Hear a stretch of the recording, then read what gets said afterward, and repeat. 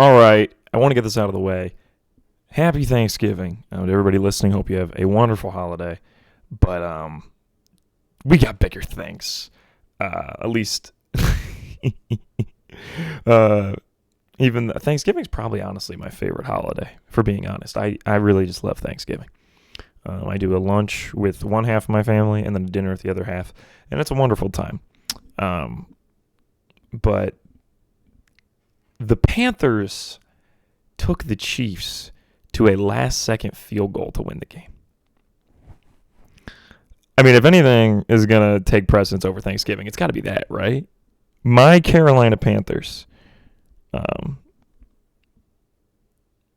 almost beat the Kansas City Chiefs. The defending two-time champions. I guess back-to-back champions. Technically, the Chiefs are four-time champions. And this core is three-time. But you know what I mean. So let's do a deep dive here. This was Bryce's best game ever. There's going to be a lot of footage. I'm sure if you go to TikTok, Twitter, whatever social media you're using, you can search Bryce Young and somebody's pulling up that play action where he rolled out and made an absolute dot. I believe it was David Moore. Yeah, it was David Moore. And I watched the whole game. You guys know that I watch every Panthers game, and I've watched every Bryce Young start, except for that one against the Commanders. Did he start that game? Oh my gosh, did he start that game this year? Because it was the game I was at the Bills. You know what I mean? I went to the Bills game with Genevieve. Let me look this up real quick. Commanders v. Panthers earlier this year. Yeah, did Bryce play this game? Did I miss? Nope. It was Andy. Yep. So I've watched every Bryce Young start ever. So that's pretty cool. And this was the best one he's ever played. Easily. As you can see, the podcast has officially been adorned with Mr. Young. Go to Twitter. Go to Spotify. I guess I should say I never really push this. I am on Twitter. It's at Sort of Sports Pod. So you can check me out there. I'm also on Spotify and on Apple Podcasts. Just search Sort of Sports Podcast. And the picture now is Bryce Young. Jokic, you're great, but we're moving on. It's the Bryce Young era here in the Sort of Sports Podcast. He has officially proven to me that he is the franchise quarterback for the Carolina Panthers. I said he needed to win 2 to 3 more games to prove that to me. He won 2 games, right? And then this is a moral victory, and I'm feeling really good about next week against the Bucs. And this year Canales is doing exactly what I want, which is trying to win games and coming up short and building a winning mentality. And I think we're going to be the next Detroit Lions. I know that sounds crazy, but I'm being serious. We are going to be the next Detroit Lions where we completely turn our franchise around with not with Dan Campbell. He's obviously with the Lions. With Dave Canales and Bryce Young and David Moore and Jatavion Sanders. I really hope he's okay. He had a really bad concussion Sunday. So prayers for him. I love Jatavion Sanders. He's really good. Chuba Hubbard. Hopefully Jonathan Brooks can get involved. They can be like our Sonic and Knuckles, like the Lions have with Montgomery and Gibbs. Jalen Coker wasn't that involved Sunday. Sure, he'll get more involved as the weeks come on because he's been really good for us. In the draft, we got to go defense. I would love to be able to get Will Johnson because defense is our big thing. But if you look at the podcast, it's now covered with Bryce Young. This will probably be the picture for a very long time at this rate. If he truly is the franchise guy for the Panthers that I believe he is now, I'm just so happy. And we wore our best uniforms against the Chiefs, which was black helmets, black jersey. I think black helmet, blue jersey is our best look. But anyway, anything with a black helmet. That black helmet should be our official helmet. We should always be rocking that. Our alternate helmet should be white, I would say. And they can go with white jerseys, like a white out look. But realistically, just make our helmet permanently black. And we should wear the blues as a lot. I love the blue jerseys. There's a reason a lot of people, when they make edits of Panthers stuff, put us in the blue jerseys. The blue jerseys are gorgeous. The Panthers have some of the best gear in the league. They really do. I remember my aunt, every Christmas when my aunt buys me Panthers gear, she's always like, man, Ryan, I really like that Panthers gear. And I'm like, well, yeah, you're a Bengals fan. You're suffering with orange. Which out of like the main colors of the, you know what I mean? Like the main colors, like the colors of the rainbow, right? I think orange is the worst. And I actually kind of like orange. but it's definitely the worst. Like, I like orange more than purple. I like orange more than pink. I might like orange more than green. I don't know if that's true. I love the Oakland A's uniforms. Their stuff's green. But I like the main colors. I like orange a decent amount. It's like middle tier for me. And orange is so bad for like uniforms. It's hard to get a good orange uniform. And even like blue and orange is probably your best color scheme with orange. And even then, there's only like one blue and orange color scheme I really dig. Well, maybe two. I'd say Mets and Knicks, but mostly the Knicks. The Mets, sometimes it gets gross. Because, I don't know, it's just not. I don't know. Sometimes the Mets stuff's kind of gross. But other times it's good. It depends. The black stuff I really like. When they put the black. For some reason, the Knicks just get it. I think it's because the Knicks go heavy blue.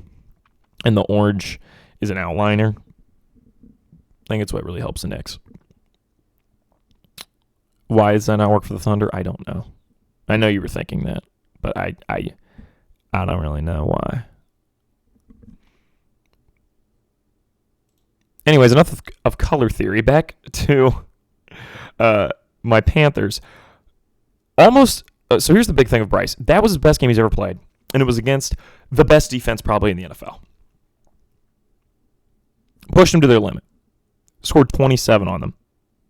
Incredible. The only teams that scored that much against them were the Ravens and the Bills and my Carolina Panthers. Leggett almost made me mad because he had a really bad drop, but I still love Xavier Leggett, and he's developing really well, and I'm really happy with him. I should have mentioned him and the franchise guys we have. We have so many guys right now that I think are going to be Panthers for a long time, be very good, like Leggett, Coker, Sanders, Derek Brown once he's healthy, obviously Bryce Young, Chuba Hubbard, hopefully Jonathan Brooks. David Moore at this point. I love David Moore. He's been playing great. Just our entire offensive line. Equinu has got to stop getting false starts, though. That is terrible. He is becoming the Jedrick Wills of the Panthers, where he's just Mr. False Start. So, Equinu, you are on the shit list out of all the O-linemen right now because you're the one who gets the penalties. Everybody else, you're doing a good job blocking. Everybody in the O-line is doing a great job blocking, but Icky, you got to stop. Getting those false starts, please. I really hope Jatavion Sanders is okay. That was in my notes. I just wanted to restate that. Yeah, Bryce is officially that guy. Oh my gosh, I already said all these. I have all these things in my notes, and I actually just naturally said them. I will say there were some key penalties in that game that did help us. That pass interference on our 2-point conversion, on our 2-point conversion, that led to us end up getting our 2-point conversion on our second try. That was really helpful. We got a pass interference downfield that would have been, that moved us basically right next to the end zone. So that was huge. We did get kind of bailed out from some big penalties, I will say. I just had a feeling once it was tied and the Chiefs were marching, and it was like, oh, well, it's a kicker who's never hit a game-winning field. I'm like, they're setting him up to make it because they're hitting he's never made a game winner before. He had to fill in because Butker's hurt. All the pressure's on him, and I could just see the headline. Chiefs kicker that they got off the Jets practice squad. That's a real thing. That's not me using that as a hyperbole. That is legit. He was signed off the Jets practice squad to be their backup this year. Comes into the game, sinks game-winning field goal in a tight game, right? That's exactly what it was going to be, and that's exactly what happened. And my sister was all like, oh, Ryan, that sucks that the Panthers lost. I'm like, yeah, it does, but in the same sense, it was a moral victory. And right now, we're still in the state of moral victories. Now, maybe in a year or two, it makes me mad. But we're still in the state where it's moral victories because there are times this year where I didn't think Bryce Young was the guy. I mean, you guys know this. I was talking on this podcast, we need to draft somebody new. I have an episode titled, Bryce Young made you think about it, but he's not your savior. I was wrong. He is our savior. He is that guy. And I'm so happy I was wrong. I am incredibly happy I was wrong. You guys know I'm wrong a lot. And it's well documented on the internet. And I'm so glad I was wrong. So that is why Twitter, podcast, everything for the podcast is now Bryce Young related, and it probably will be for a very long time. So really happy. Probably the next thing it'll be is hopefully Bryce Young holding the Lombardi at some point, or an MVP trophy. That'd be pretty cool, wouldn't it?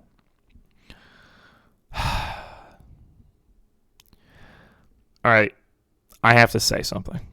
And you're going to laugh at me. But I want to point something out. In the NFC South right now, Falcons are leading the division at 6-5. I know what I'm doing.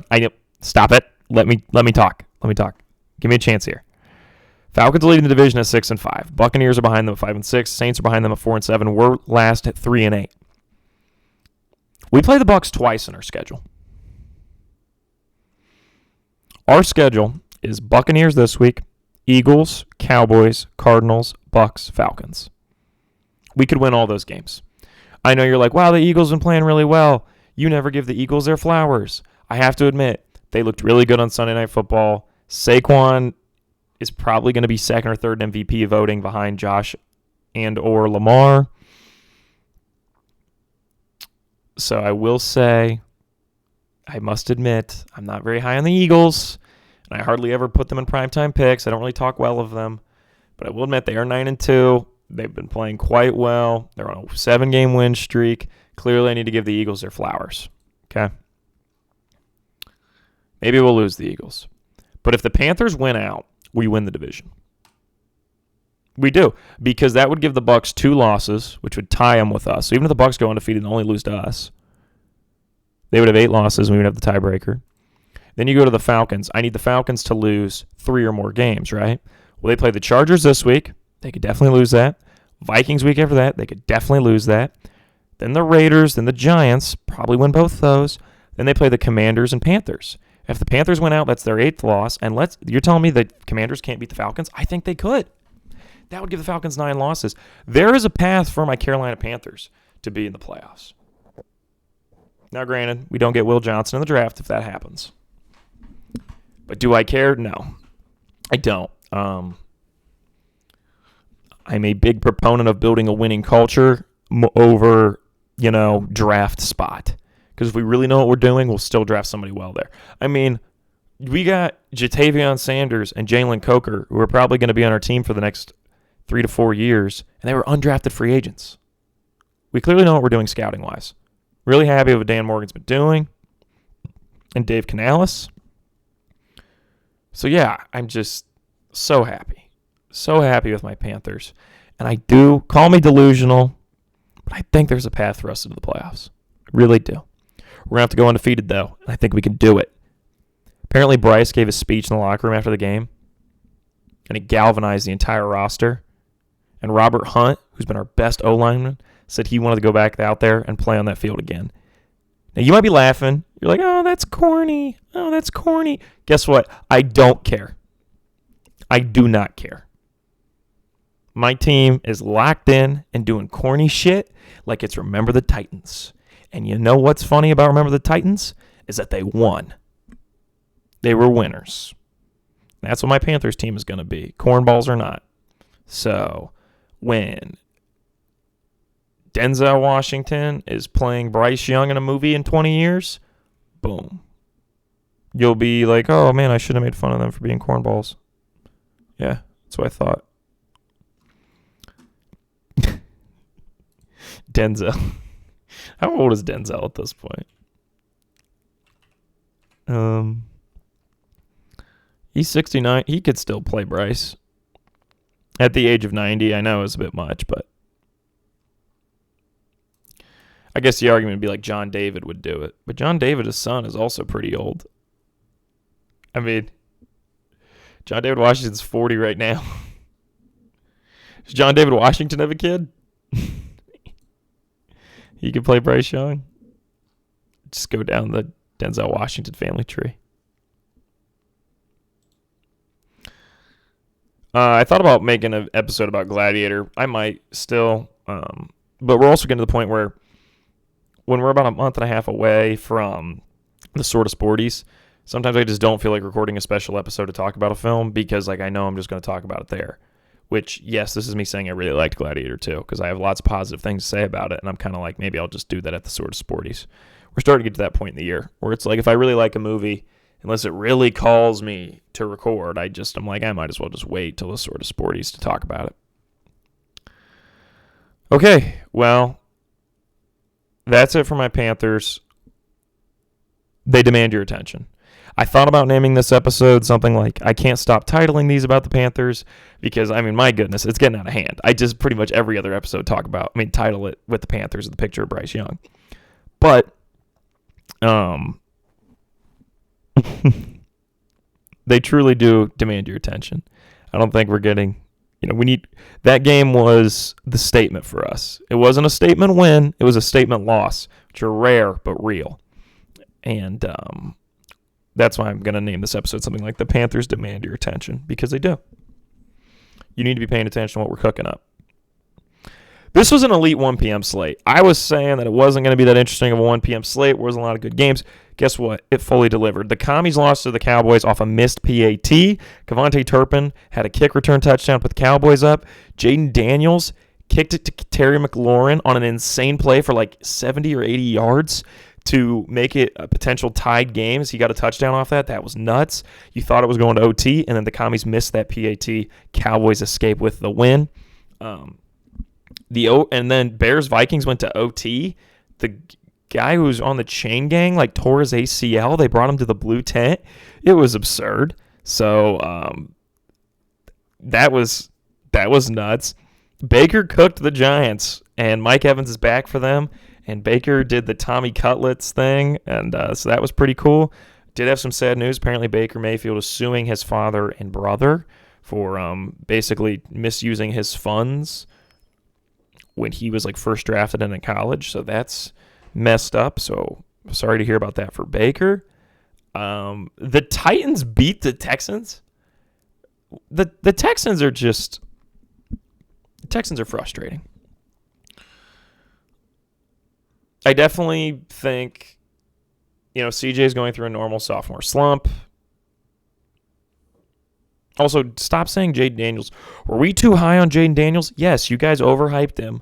He's clearly a very good rookie. He was not as good of a rookie as CJ. He was not as good of a rookie as Justin Herbert, but he was still a very good rookie. And you guys are trying to name him best quarterback in the NFC. And so now you're like, oh, wait, he's not the best quarterback in the NFC. Well, no shit. We all knew that. You guys were overhyping him, but now because you overhyped him, you're going to say that he didn't live up to expectation when he clearly has played great. It's just so stupid. Oh, my gosh. So stupid. But the Texans frustrate me so much because they should be better. They have Nico Collins. They have C.J. Stroud.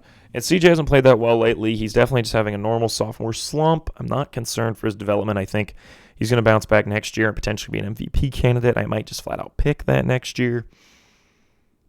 But it was also one of those, everything was going his way, right? Everybody expected big things. Everybody thought he was just going to roll to potentially a Super Bowl. There was really high expectations from the Texans, and they're not meeting them. And they're going to win the division, but it's a bad division. It'll be interesting to see if Belichick takes the Jaguars' job, tries to rework Lawrence. We'll have to see. But the fact they lost to the Titans just states to me that they're going to probably lose in the wild card. And I think a lot of it's offensive line, and I think next year CJ is really going to bounce back well, but I am kind of disappointed. Maybe in December they're going to find their groove, but just not as big of a year as I wanted it to be for the Texans. I mean, they're not a failure. They're still going to have a winning record. It's not like they're the Jets, but it is disappointing. They're going to be a good team and not a great team like I wanted them to be. Speaking of the Jets, though, is Rodgers going to go to Tennessee? Apparently, he bought a house about an hour from Nashville. Maybe just a vacation home. Tennessee is incredibly nice in the summer. I go pretty much every year, but that would make sense for him. As far as teams that need a quarterback that feel like they could maybe compete, I could see the Titans talking themselves into it. The only problem is then he's got to compete with the Texans and potentially Bill Belichick on the Jaguars. I don't really think it makes the most sense. But I also don't think Rodgers is really elite anymore. So really whatever he does, I'm not really that intrigued. I'm going to talk about it. I'm going to be like, that's weird. But, I don't know. I just don't. I don't think the Titans are going to make the playoffs for Aaron Rodgers next year. I don't think it's really a crazy take for me to say either. So,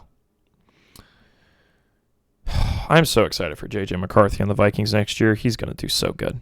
So good. Also, quick college football sidebar. My Colorado Buffaloes, come on. We might miss the playoffs now because we lost to Kansas. Very upset with that. Very disappointed. Really excited Bryce Underwood committed to Michigan, though. That's going to be really fun. Probably going to start next year as a true freshman. It's going to be super fun. College football is at its best when Ohio State and Michigan are both really good. And that's what we're going towards. I think it's going to be really fun. So apparently this Bryce Underwood kid is incredible. So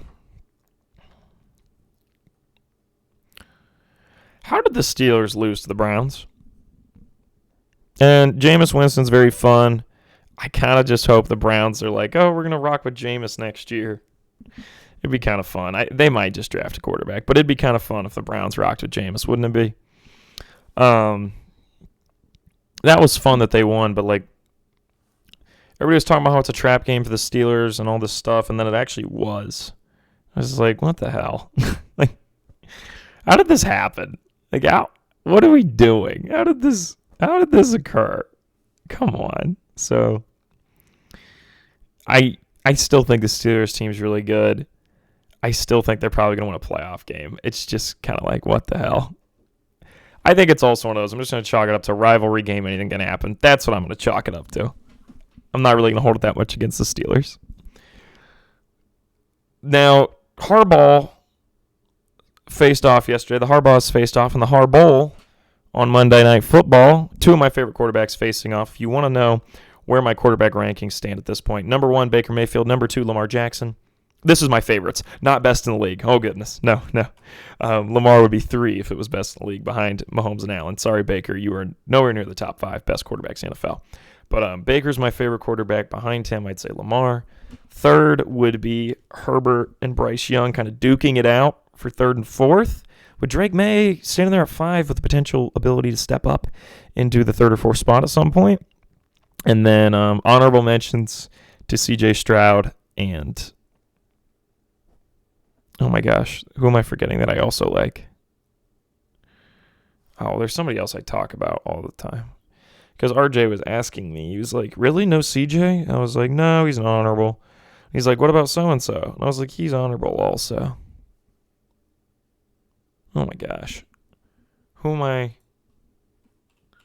Oh, Josh Allen. Yeah, Josh Allen's honorable. I mean, I like Josh. I wouldn't say he's my favorite, though. I like CJ more than I like Josh. I just really grown to respect Josh. I just think the world of him. So, you're like, wow, Ryan, that's a lot of quarterbacks. Well, I watch a lot of football. I use Sunday Ticket heavily. I also honorable mention Justin Fields. I love Justin Fields. So, I mean, it's a good problem to have. A lot of quarterbacks like to watch because it makes games more fun. Got something to look forward to, That's why I have a lot of coaches I like, too. Love D'Amico Ryans. But both the Harbaughs, you guys know I really like, and the elder brother bested the young one as John defeated Jim. I really thought the Chargers were going to win this, and the Ravens are just flat out better. They used Derrick Henry to their advantage like they've been using him all year. The defense didn't really matter because the offense was just there to duke it out with the Chargers. I said last week, in order for the Chargers to win, they were going to have to let Herbert cook. That was literally the title of last episode. And I don't think he was like going crazy uncorking it. He finished with 218 yards, went 21 for 36. I mean, not as much as I would like for them have just let him rip it, but whatever. If you're like, did they fail you, Ryan? I mean, maybe. Kind of. But I don't know. Quentin Johnson's not exactly. He just dropped like an open pass. He just dropped like a wide open pass on 3rd down. So it's like, maybe it's not all Herb. But I wanted to see Herb uncork it more. But maybe they're going to get T. Higgins this offseason. And that would be really cool. Something like that. And that's going to really make him more explosive next year. But you want to talk about an explosive offense, the Ravens have that in spades, and that's how they won last night. So Ravens are officially better than Chargers. Let's do marquee matchups for this week. Sunday at 1, we got Steelers at Bengals. This would kind of be the nail in the coffin for the Bengals. Steelers should get the win here, bounce back win for the Steelers, but you never know what can happen. Maybe the Steelers are going to tailspin. I hope not. This has been a fun team. Do not blame that loss on Russell Wilson, please. That loss was not on Russell Wilson. I want to state that. One more thing, that AFC North Hard Knocks, I think is going to come out in the next few weeks. That's going to be gas, so make sure you tune in to that. It's going to be on HBO. You could argue that Cardinals-Vikings should be the 1 p.m. marquee matchup for our 3 marquee matchups, but I argue no, because at 4 o'clock, the Bucs are playing the Panthers. And that's Baker Mayfield versus a Panthers team that I literally just told you demands your attention. And if the Panthers are going to go undefeated and make the playoffs, this is where the road starts. If we lose this game, there's like no path for us to make the playoffs. We're not getting in the playoffs at 8-9. Could maybe do it at 9-8. So, to me, this is a marquee matchup. Am I biased towards the Panthers? Hell yes. Also, look at the profile picture. At some point, yeah, obviously. But I do think this has a lot of ramifications in it. Whereas Vikings, Cardinals, the ramifications of that are if the Cardinals continue to lose, they're probably not going to win the NFC West. That's all that's happening there. Whereas these ramifications are literally like 2 divisional teams facing off. I think I make a decent case, right? I'm trying. The other game is Eagles at Ravens. That'll be fun. Philly versus Baltimore is always fun. 2 best running backs in the NFL at the moment. 2 very mobile quarterbacks. 1 coach is really good. 1 coach I don't think highly of. Should be really fun. At Baltimore, I think it's also 2 teams that want to be like, yes, I'm a Super Bowl contender. And I think they would really enjoy getting that big win. Eagles are 9-2. I think the Ravens are, 7-4, I want to say. I should check this, but I'm pretty sure it's where the Ravens sit. Yeah, 8-4. They're 8-4. And the Eagles are 9-2. So, honestly, I would expect a win from the Ravens. Should be a good one. I do think the Ravens are better than the Eagles, but if the Eagles beat the Ravens, then damn, I got to give them their flowers. I really got to give them their flowers. Maybe they'll be the title of next episode. I'll give them flowers. It's funny, Genevieve's pointed out before, she's like, 2 years ago you were really big on Jalen Hurts and you just gave him all these praise and blah, blah, blah, blah, blah. And then she's like, within the span of 2 years, you became like a low-key hater of the Eagles and that entire team. Like, yeah, I kind of have. Like, I was really high on them, and they just so heavily disappointed me in that Super Bowl that I'm just kind of like, whatever with this team now. Just kind of how it goes. I kind of wrote them off. Sorry. Not really. I'm not really sorry. I think they're going to get smacked by the Ravens, to be honest. All right, primetime picks, but it's a special edition for Thanksgiving. It's finger primetime picking good. Did you get my joke? I really thought I cooked with that one. So we're doing the Thanksgiving Day picks. I'm going to give you the pick for all 3 games, along with the food that I'll be enjoying at that time. So let's get into it. 12:30. We got Lions versus Bears. Lions always playing on Thanksgiving. My mother become a Lions fan as of late, and so now she gets to enjoy every Thanksgiving with her family and the Detroit Lions. Lions should get a big win here over the Bears.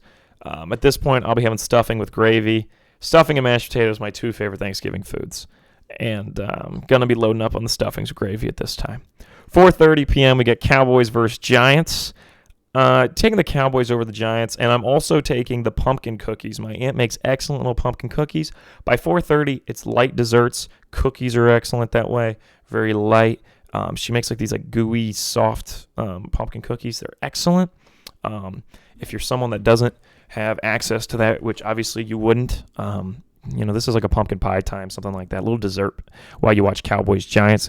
Battle of 2 backup quarterbacks. We might see Drew Lock. That would be funny.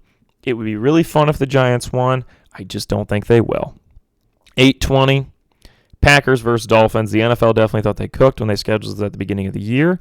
I will say the Dolphins have a chance to get a major statement win with this. They've been playing actually kind of quite well, quietly. I haven't even watched them play since Tua came back. Not that I was watching him when he was gone. I've barely watched any Dolphins football this year, unlike last year where I watched a decent amount. We went through a whole thing with them last couple weeks. First couple weeks of last year, I was like really talking them up, and then I was like, whoa. I overhyped them. I got to pull out on this, which I was right to do, obviously. Yeah, I was definitely wrong on that one to hype them up early on. But NFL definitely thought they cooked and they skilled just at the beginning of the year. This could be a massive statement win for the Dolphins. I really see a path for them, but I also just think this Packers team is too good. It's really funny to me. At the beginning of the year when I said Texans over Packers, well, I said that February, Texans over Packers for my Super Bowl, and you said that Packers would be the more realistic one out of the two. I wouldn't have believed you, but that's where we're at. Taking the Packers over the Dolphins. At this point, I'll be having mashed potatoes and gravy round 2 because I'll be at my aunt's, and I'll be eating mashed potatoes and gravy over there. So that'll be excellent. Sunday Night Football. So we're out of the Thanksgiving primetime picking. It's primetime picking good. Primetime finger picking good. However, that makes more sense. Primetime finger picking good. But anyways, into normal primetime picks. We got Sunday Night Football. Bills versus Niners. I'm taking the Bills. And then Monday Night Football, Broncos versus Browns. I'm taking the Broncos. I just now realized, isn't there a Black Friday game? Is there a Black Friday game? Yes, there is. Friday at 3 p.m. Raiders, Chiefs. I guess I didn't have to do I'm taking the Chiefs. There we go. Woohoo. Yay. Okay. There you go. Chiefs obviously winning that. But so to round up for all the picks this weekend, Lions over Bears, Cowboys over Giants, Packers over Dolphins. That's Thanksgiving, Friday. We have Chiefs over Raiders, Sunday Night Football, Bills over Niners, Monday Night Football, Broncos over Browns. Bo Nixie on Monday Night Football. That'll be fun. So maybe he wins Rookie of the Year instead of Jaden Daniels. That would be crazy. It probably should be Jaden Daniels. But, if the Broncos make the playoffs and the Commies don't, that would kind of wrap that up, wouldn't it? So, then there's that. All right. I got a bone to pick. Switch the picture. Dalton Connect, you're just going to work as a picture for this. It's not anything personal. I love you, Dalton Connect. I was really big on you in college. You've been playing quite well in the league, and I'm proud of you. But there's two things I got to talk about. Start with the first one. There has become a very prevalent problem. I think it's sports takes. And realistically, this is a lot of opinions in general. But sports where you see it the most. And it's this notion of if you were wrong once, you're wrong forever. And what I mean by this is, I've been seeing, obviously the Panthers fandom is very excited on the internet about almost beating the Chiefs, Bryce Young officially being the franchise guy, blah, blah, blah. He's good. And there's a lot of, companies and analysts posting stuff like Bryce Young played excellently. He's so back. Stuff like MLF Football's posting that. Different writers, ESPN, stuff like that. They're posting stuff like Bryce Young is back, blah, blah, blah. Sleeper, like the fantasy football account. They posted, Carolina has their guy. Well, then somebody retweeted it and was like, get out of here with that fake love. And then it was like a post from March where the Sleeper said the Panthers couldn't trade Bryce Young for a bag of chips. I understand that and for what it's worth, I never like getting caught up in just being upset about what people say on the internet, because I think a lot of things people say on the internet they wouldn't say in real person because they're not really thinking about it. It's more to get a reaction. Okay. So you're like, okay, Ryan, you're saying this, but then you're being hypocritical because you're about to go on and say something about it. I have now seen this in real life too. I've seen this not with the Panthers, but I've seen this before with real life sports takes, like talking to guys, where it's, you didn't like us then, you cannot like us now. And this isn't a bandwagon thing. That's not what I'm talking about. The idea of, we're around a lot of Browns fans, right? And Browns fans that were like, I don't really like Deshaun. I think this was the wrong move. Well, then when Deshaun played well early on last year, it was like, oh, well, so-and-so, I watched a guy basically get pissy with a dude because he's like, well, you didn't support Deshaun then, you can't support him now. Now, for what it's worth, nobody should be supporting Deshaun Watson. That's for clear. But I'm saying the idea, and the Panthers, we'll go back to the Panthers fan because it's way less loaded because it doesn't involve Deshaun. The idea that if someone said Bryce is bad, they need to move on. That they are now forever adorned with being wrong about Bryce Young and that they're not a real fan or something like that. It's completely stupid. And you're also probably thinking, well, Ryan, you might be saying this because you personally talked shit about Bryce Young. You're right, I did. And it's not like nobody is coming up to me saying that I was a fake-ass Panthers fan. Because anybody who knows me personally has seen me wear my Bryce Young shirt ski in both shame early on this year and now pride. Anybody who listens to the podcast knows I was very upset with him. But I was also very excited for him coming into this year. I was incredibly disappointed by what I saw. And I think this is across sports all over. We now have this notion of if you're bad, you must if I'm trying to word this properly. The idea in sports now that if you say, I think this guy is bad, and if you're ever wrong about it, you're not allowed to change your opinion because then you went back on your word is stupid. Now, I will admit, if someone is to say, I think the Panthers will go 0-17, and the Panthers clearly didn't, and they said, I never said that, that should be ridiculed. Lying and not standing by your word is bad. But the idea that the person that said, I think the Panthers go 0-17, cannot come back and say, wow, the Panthers really impressed me. There's a path to making the playoffs. Bryce Young is officially the franchise guy. The fact that you're now yelling at them and going, shut up, you said we were going 0-17, your opinion doesn't matter. That's stupid. That's really stupid. Because what we are now training people is that if you were wrong, you are not allowed to change your opinion. You were wrong once, so thus your opinion does not matter. And I think it's really stupid. Someone could realistically go through my podcast episodes and say, wow, this guy started off the year excited for Bryce Young, right?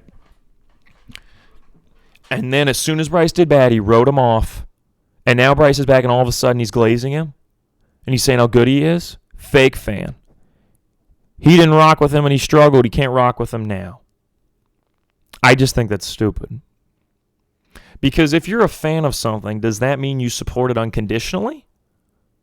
Or does that mean you want to see it be better? Because to me, I would say you want to see it be better. If I'm a friend with someone and my friend is doing something that's wrong, I'm not going to stand by them unconditionally. I'm going to say, hey, this is wrong. You shouldn't be doing this. Because that's what a good person does. That's what a normal person would do logically. The idea that you should stand by something, no matter to what end, is stupid. It's incredibly stupid. Nobody gets bonus points for being, you don't get a little badge that says, I went to every Browns game when they were 0-16 and I loved it. No, you don't.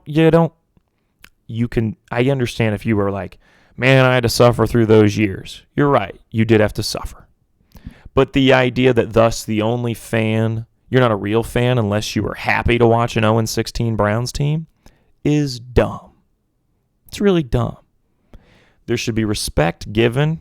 Because I'm not saying it doesn't matter, right? Yeah, I'm not saying bandwagon fans are as welcome as long-term fans, because it's not true. But I'm saying to act like there is a self-righteousness to believing in something, even when it clearly isn't good, is dumb. And I'm saying,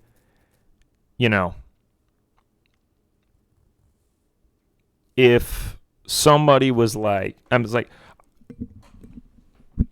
I think you're just seeing a lot in sports takes, and it doesn't make sense to me. This notion of, let's say like me, for example, with Jokic, right? I was saying Jokic is overrated. Someone could come along and say, well, he said Jokic is overrated, Jokic didn't deserve his MVP, and now he says Jokic's MVPs are deserved, and he's the best player of this era. Fake fan, went back on his word. his opinion doesn't matter. That's stupid. That's dumb. That doesn't make sense.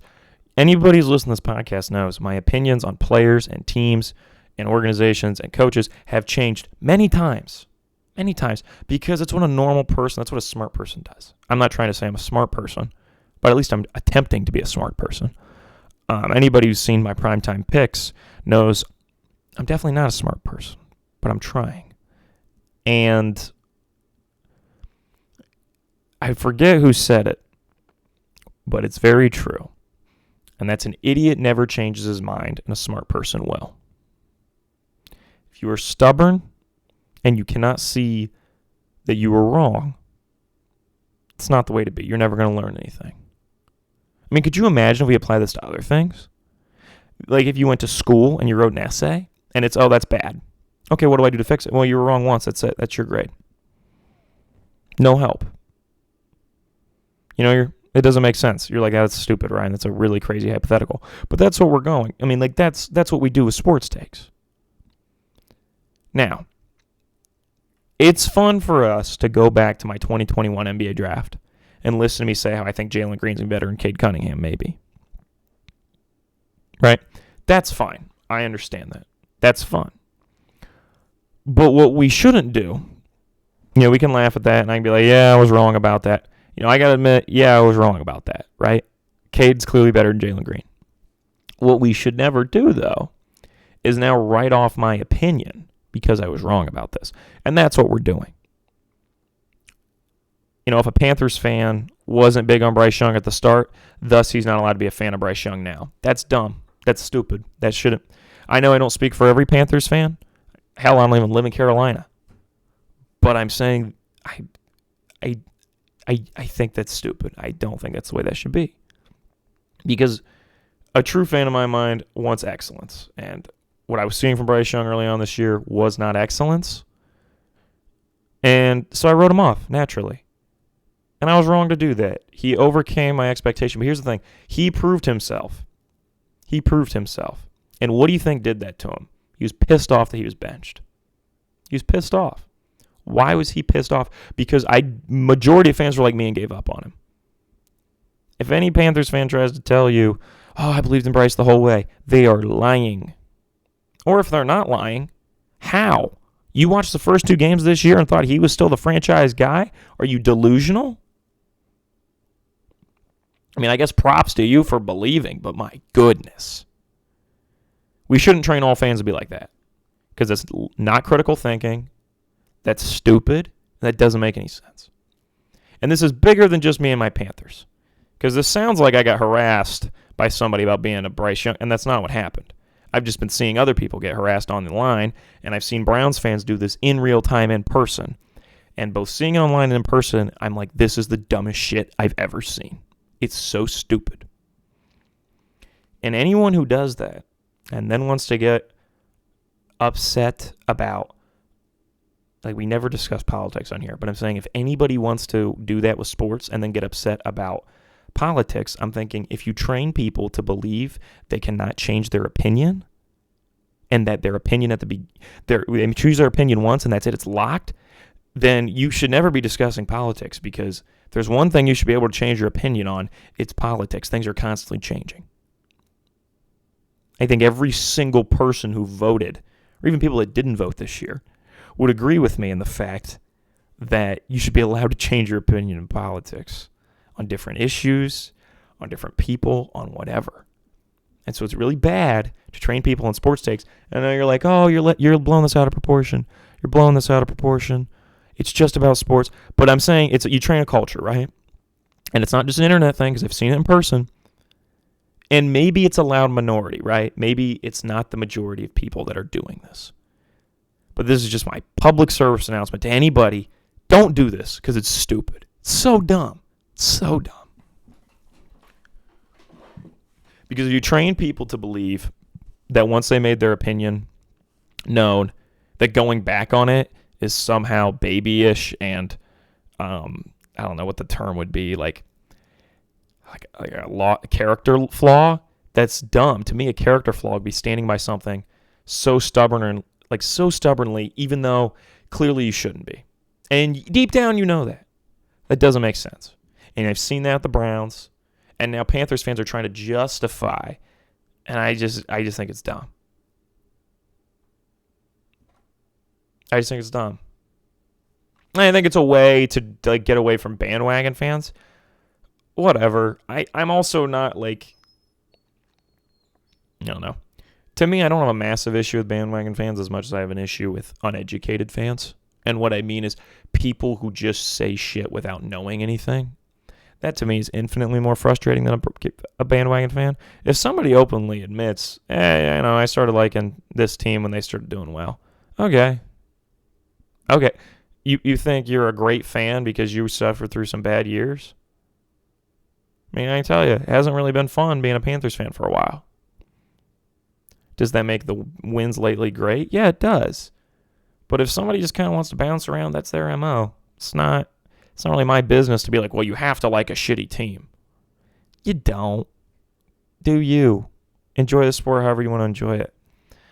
There's way worse things than bandwagon fan because the uneducated fan's the worst. The guy who doesn't know what he's talking about and he develops all his takes off of posts he sees from House of Highlights. That's the worst. That's the worst.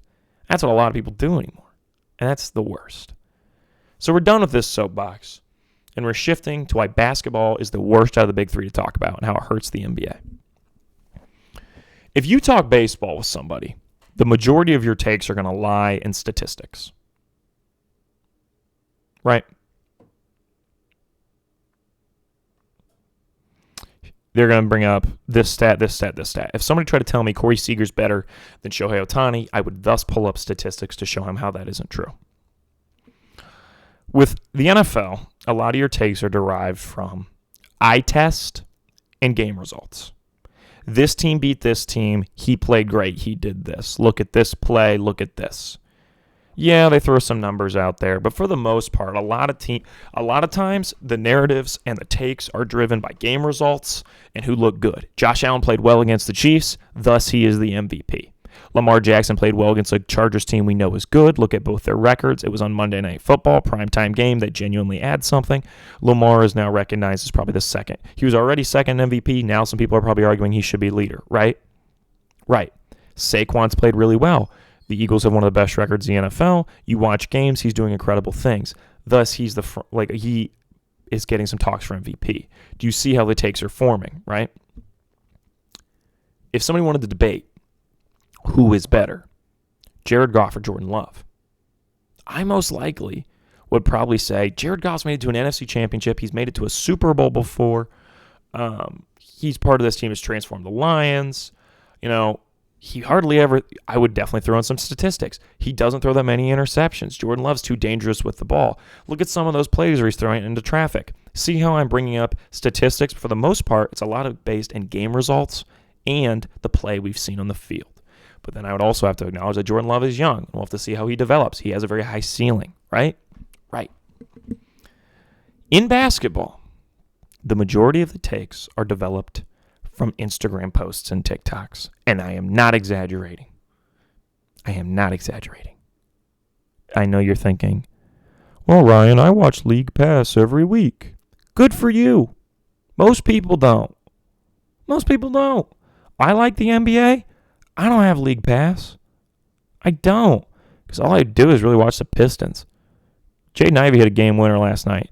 Within the span of 2 days, I got a Bryce Young almost beating the Chiefs and a Jaden Ivey game winner. I've never been more back in my life. This is amazing. I have a Jaden Ivey jersey. I love Jaden Ivey. Huge Jaden Ivey guy. So happy for him. Monty Williams screwed him so badly. I'm so glad that he's getting playing time. Thank you, JB Bickerstaff. To go back, so the argument that caused me to give this take. I was talking to somebody, a friend of mine. I wouldn't say we're like super tight, but like we're friends, right? Somehow we got into the topic of Dalton Connect and Jared McCain, right? And I said, I'm really proud of McCain. I'm really proud of Connect. I think Connect's been playing very well. But realistically, McCain's obviously got higher potential with what he's doing. And he was like, whoa, whoa, whoa. Dude, Connect had like 40 points the other night. And I was like, yeah, he did. I said, but McCain is also 20 years old. And he right now is averaging, I didn't even bring up their averages, right? For what it's worth, to you, listener, maybe you don't know this. Jared McCain right now is probably the front runner for Rookie of the Year. He's averaging 16.6 points a game, 2.8 assists, 2.2 rebounds. Realistically, he's just been a great scorer for the Sixers. As a starter, he's averaged 26 points per game. That's really impressive. When he starts, he averages 26. That's pretty nuts. Dalton Connect is averaging 11.5 points, 2.8 rebounds, 1.1 assists.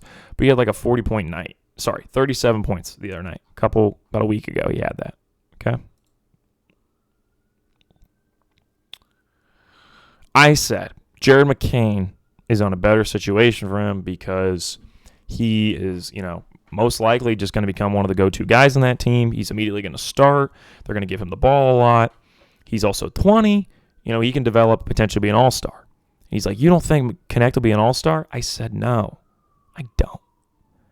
I said, Connect is 23. I really don't think he's going to develop. And he's like, oh, people always are bringing up the age with Connect. But I just, I don't really see, I don't understand how that factors in. Like, we've seen guys develop into all-stars. I said, whoa. Name me a guy who's 23 who developed into an all-star when he was drafted at the age of 23. Name me. He goes, Shaquille O'Neal. I said, what the hell are you talking about? I said, Shaq was, I turned and I Googled it to make sure I was right because I didn't want to jump all over him until I was correct. Looked up how old was Shaq when he was drafted. He was 20.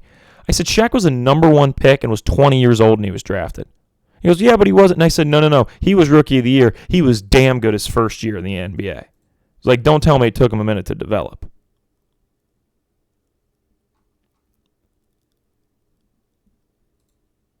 I said, Connect is going to take Austin Reeves' role. Has Reeves ever made an all-star team? No, I don't think so. No, he hasn't. That's the answer to that. No, he hasn't. That's probably what Connect's going to do. He'll be pretty solid, maybe a starter. I said, I'm not saying McCain's a guaranteed all-star. But out of the two of them, the one that's more likely, definitely McCain. So then some guy overheard us talking. And he's like, yeah, but it ain't going to work out between McCain and Maxey, between the two of them having the ball too much. That just won't work. I said, that's not true. We've seen James Harden play very well with another ball-dominant guard. And I'm thinking, first of all, the idea that two ball-dominant guards cannot coexist is completely stupid. We've seen this work. This is me telling you this, listener. So I said to the guy, I was like, well, we've seen James Harden and Russell Westbrook play together in a season. They won over 40 games. They were both ball-dominant, made it to the second round of the playoffs. He's like, yeah, but James Harden was averaging a 50-point triple-double then. I said it was a 30-point triple-double, and he averaged that 2 years before that happened. And he goes, yeah, but they got their ass beat by the Warriors in the playoffs that year. And I said, that's true, but everybody did then. And then I just kind of started talking to my friend that wasn't involved in any of this, and we left. For what it's worth, James Harden and Russell Westbrook did not lose to the Warriors in the playoffs. I didn't feel like correcting the guy. I wasn't trying to be an asshole. I didn't want to, get him, I didn't feel like doing that. They lost to the Lakers. I think it was in 6 games, 2020 playoffs. Because the Warriors didn't make playoffs that year. They were in the play-in because Curry was hurt all year, and so was Clay. And KD had just left for the Nets. Guy didn't know what he was talking about. And neither did the guy before who tried to tell me Shaq was 23 when he was drafted. Right? You're probably thinking, okay, Ryan, you talked to two guys who clearly didn't know what they were talking about, and you knew more than them. Hooray, yippee. You want us to glaze your ego more? Congrats. You can remember things that happened in the NBA. Congrats, you have a good memory. That's not what I'm saying. It's really not what this is about, I promise. As much as we like to make jokes about my big ego, this is way more important than anything involving my ego because this genuinely upsets me. Both those guys, I was at my school's rec center and we were playing basketball. Both those guys, I think, would consider themselves pretty big NBA fans, and they're always talking about basketball. Because the way the conversation started with the one guy was he asked what we thought of the Cavs and their chance to make the playoffs. Which also frustrates me in the NBA. We're not even a quarter of the way through. Well, maybe we're just about a quarter. We haven't even finished the damn in-season tournament. And we're asking, I understand everybody wants playoffs are in April. What are we doing? I mean, I said, we'll have to see. It's in April. And he's like, oh, okay. What are we...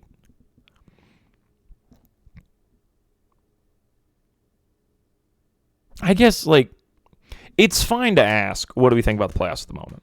I understand that. But I don't know how you expect me to give a very in-depth take when there's so much time.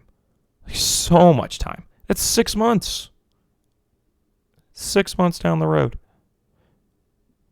Now, I guess in NFL, we do that about 3-4 weeks in. We start talking about playoffs and Super Bowls, right? So I guess I shouldn't make complete fun of the idea. But that's how that started. So I guess I'm going to hold back. He was fine to ask that. But my response is just, we'll have to see. It's a ways out. So that's in April. And he's like, oh, okay. So I know this kid. He'd probably consider himself a decent NBA fan. And the other guy, he came to play basketball at the rec center. Let's say both people feel like they have a decent concept of basketball. So what I ask you, listener, is how did the one think that Shaquille O'Neal was 23 when he was drafted? Why would he think that? Why would he think that? Is he stupid? And why did the other guy think that Russell Westbrook and then played the Warriors? Right? I'm going to pause. I don't know. Here's my best guesses. 1, let's start with Mr. Dalton Connect, Jared McCain, Shaquille O'Neal being 23 when he was drafted debate. Probably misinformation. He probably saw some post that said, Shaq was this old when he got drafted, and that wasn't true. Or he genuinely just got confused, right? And he just named somebody. I don't know why he would randomly name Shaq as the one to use when clearly that was a terrible choice.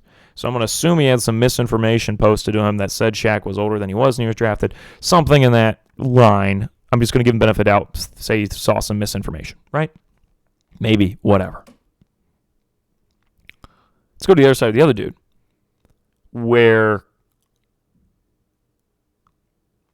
why did he think that the Rockets lost the Warriors? Probably just genuinely got confused. Probably. But to compare, to bring up the Harden 40-point triple-double made 0 sense because that clearly wasn't the same season as he played with Russ, and he wasn't averaging 40. He averaged 30 that year. Whatever. And that was 2 years prior to playing with Russell Westbrook. But yet we're just doing these vast generalizations. We're vastly generalizing Harden's career. We're now saying 2018 Harden was the same player that played with 2020 Russell Westbrook.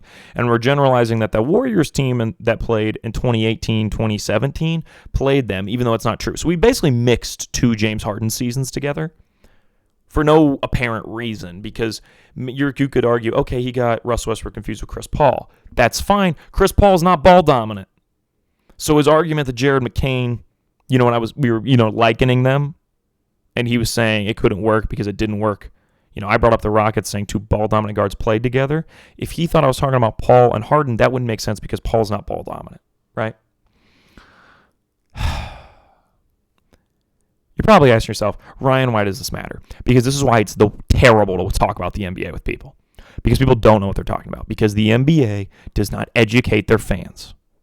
All the posts are just dumbass highlights and big-ass numbers to make you go, oh! It's stupid. It's stupid. There was no recollection of overreaction. There is no... The NFL does this sometimes too, right? We were overhyping Jane Daniels. Now we have to pull back because we overhyped him, right? Even though he's still very good, we overhyped him too much, right? There's problems with this cross board. But I'm saying the NBA is the worst because Shaquille O'Neal one of them. Shaquille O'Neal was a massive deal. And the NBA does a good job of, people know historical NBA players. I have to give the NBA credit on that. People know Magic Bird. People know Shaq. People know MJ. Not a lot of NFL fans at the moment who know a ton about Dan Marino, even though he's one of the greats. I love Dan Marino. There's not a lot of ton of guys I know who are even big football guys. I mean, they know who Dan Marino is, right? But they couldn't tell you, what season. They couldn't tell you how many, Super Bowls.